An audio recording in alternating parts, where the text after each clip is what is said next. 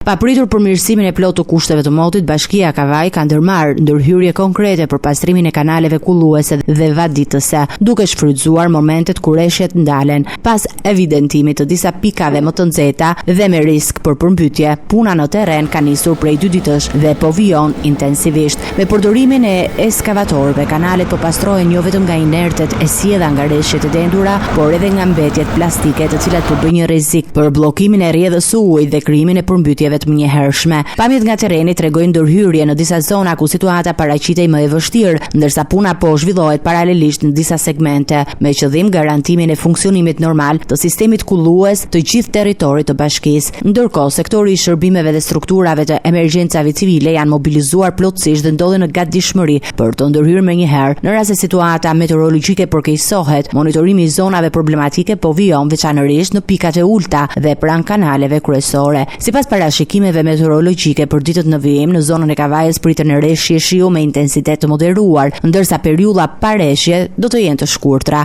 Autoritetet lokale apelojnë për kujdes dhe bashkëpunim nga qytetarët, duke theksuar se ndërhyrjet parandaluese po vijojnë për të shmangur situata problematike.